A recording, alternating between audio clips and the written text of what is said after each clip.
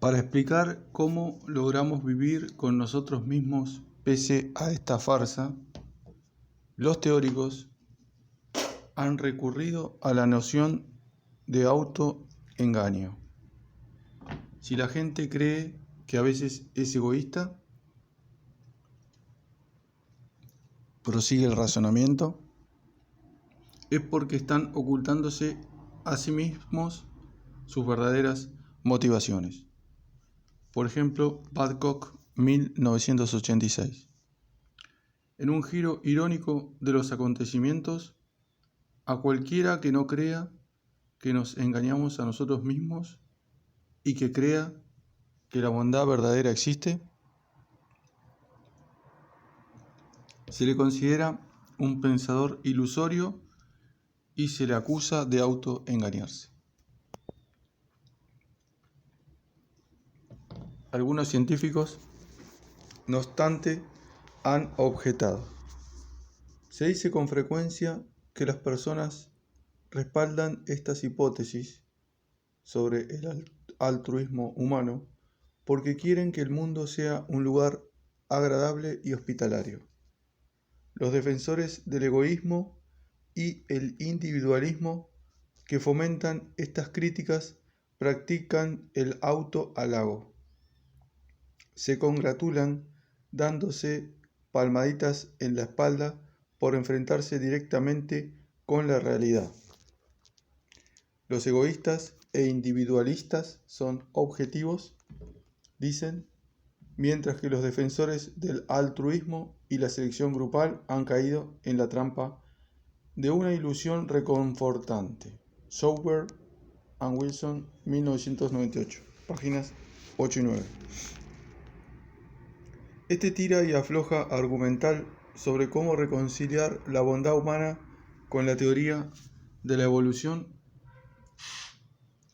aparenta ser una lamentable herencia de las ideas de Huxley, quien no comprendía bien la teoría que tan eficazmente defendió frente a sus detractores. En palabras de May, 1997, página 250, Huxley, que creía en las causas últimas, rechazaba la selección natural y en absoluto representaba el auténtico pensamiento darwinista. Teniendo en cuenta lo confundido que estaba, es una pena que incluso hoy en día se le siga considerando una autoridad por su ensayo sobre ética. Sin embargo, habría que señalar que en la época de Huxley ya existía una feroz oposición a sus ideas. Desmond, 1994. En parte de los biólogos rusos, como Petr Kropotkin. Dado el duro clima de Siberia, a los científicos rusos les impresionaba mucho más la lucha de los animales contra los elementos que sus luchas internas. El resultado era un énfasis en la cooperación y la solidaridad que contrastaba con la perspectiva competitiva y despiadada de Huxley. Todes, 1989. El apoyo mutuo, 1972-1902, de Kropotkin fue un ataque contra Huxley, pero escrito con un enorme respeto por Darwin.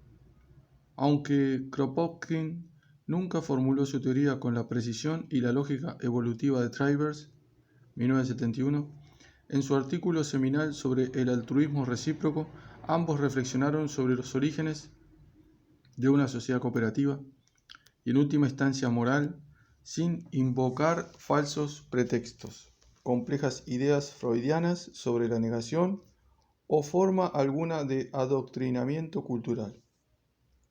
En este sentido demostraron ser los verdaderos seguidores de Darwin. Darwin sobre la ética. La evolución favorece a los animales que se ayudan entre sí si al hacerlo obtienen beneficios a largo plazo más valiosos que los beneficios derivados de actuar por su cuenta y competir con los demás. A diferencia de la cooperación, que se basa en beneficios simultáneos para todas las partes implicadas, conocido como mutualismo, La reciprocidad implica actos de intercambio que, aunque son beneficiosos para el receptor, son costosos para el agente. Dugatkin, 1997. Este coste, que se genera porque hay un lapso de tiempo entre dar y recibir, se elimina en cuanto se devuelve un favor de igual valor al agente. Sobre el tratamiento de esta cuestión, desde Trivers, 1971, véase Axelrod y Hamilton, 1981, Rothstein y Pierotti, 1988, Taylor y Maguire, 1988.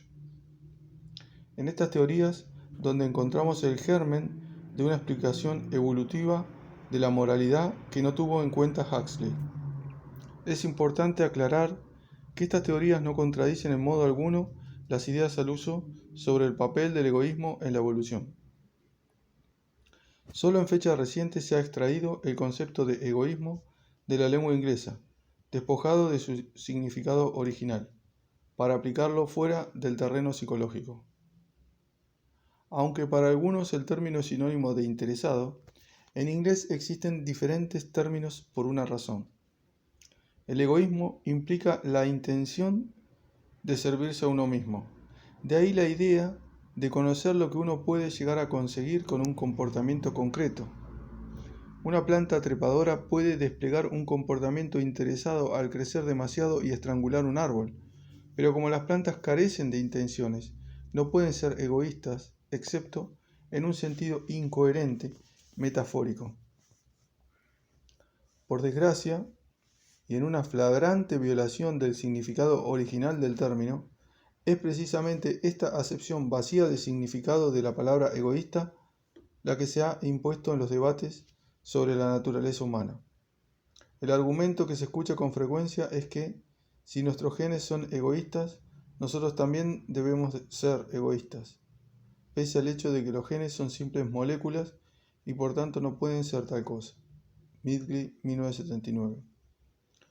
No pasa nada por describir a los animales y a los humanos como productos de fuerzas evolutivas que promueven el interés propio, siempre que se admita que esto en modo alguno excluye el desarrollo de tendencias altruistas y compasivas.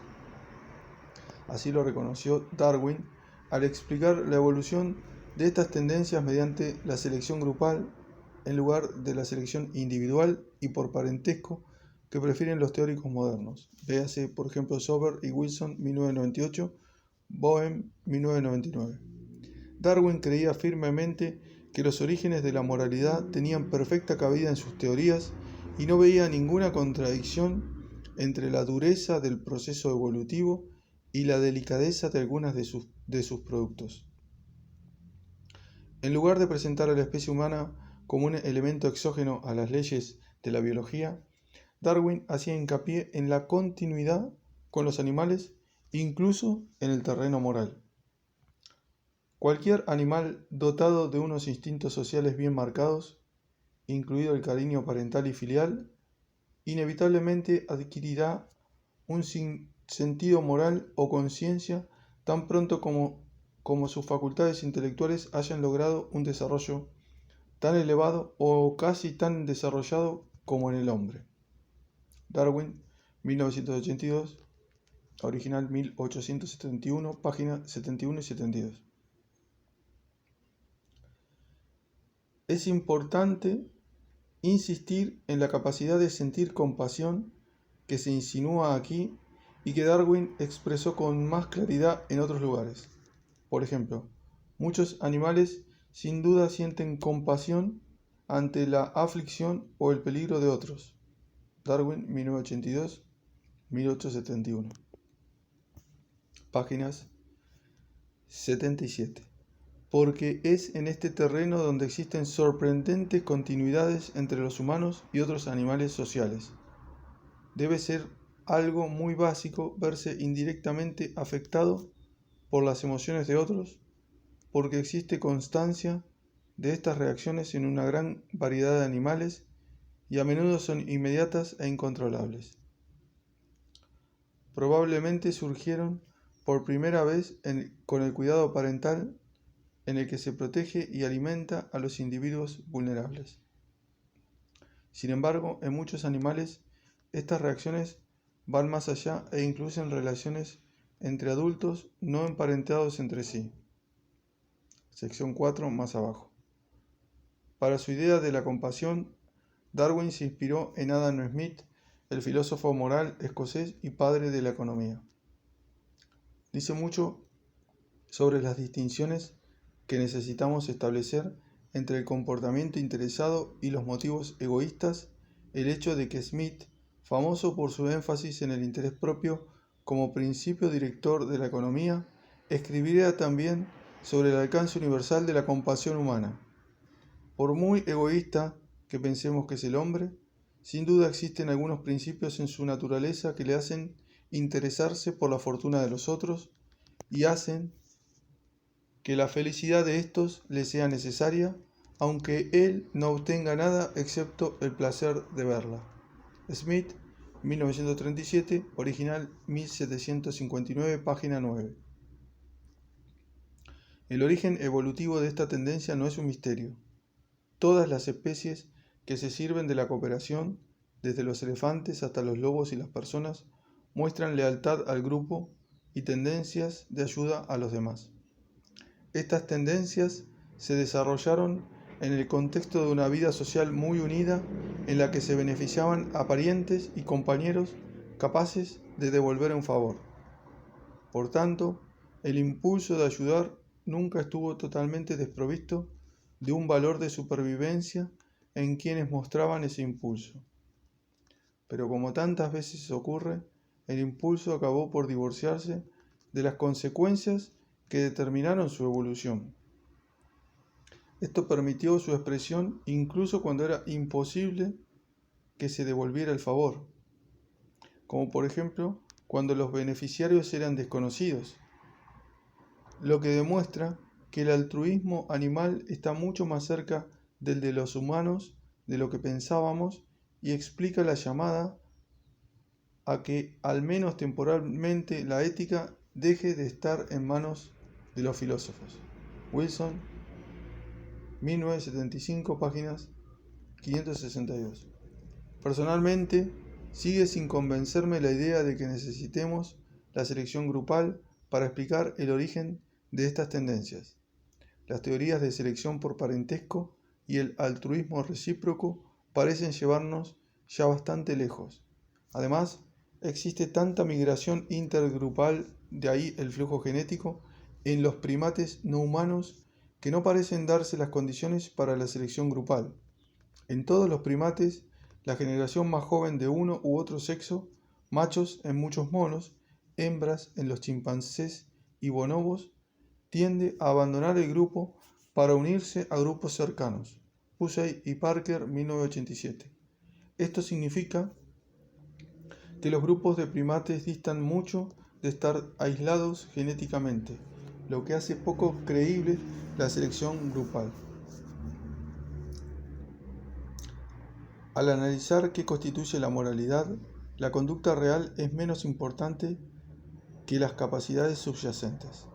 Por ejemplo, en lugar de sostener que compartir el alimento es un componente básico de la moralidad, son más bien las capacidades que se cree que subyacen al hecho de compartir alimento, por ejemplo, altos niveles de tolerancia, sensibilidad a las necesidades de otros, intercambio recíproco, las que resultan relevantes.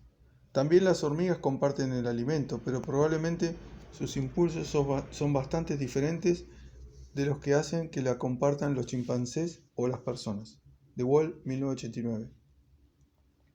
Darwin, que yendo más allá del comportamiento real, se centró en las emociones, intenciones y capacidades subyacentes, comprendió esta diferencia. En otras palabras, la cuestión no es si los animales son o no amables entre sí, y tampoco importa mucho si su comportamiento encaja o no con nuestras preferencias morales. Lo relevante es, más bien, si poseen capacidades para la reciprocidad y la venganza, la aplicación de normas sociales, la resolución de conflictos y la compasión y la empatía. Flack y De Waal, 2000. Esto también implica que los llamamientos a rechazar el darwinismo en nuestras vidas cotidianas para construir una sociedad moral se basan en una interpretación equivocada de Darwin. Al ver la moralidad como un producto de la evolución, Darwin imaginó un mundo mucho más habitable que el propuesto por Huxley y sus seguidores, quienes creían en una moralidad artificial y culturalmente impuesta que no recibía ayuda alguna de la naturaleza humana. El mundo de Huxley es, con mucho, el lugar más frío y aterrador de los dos.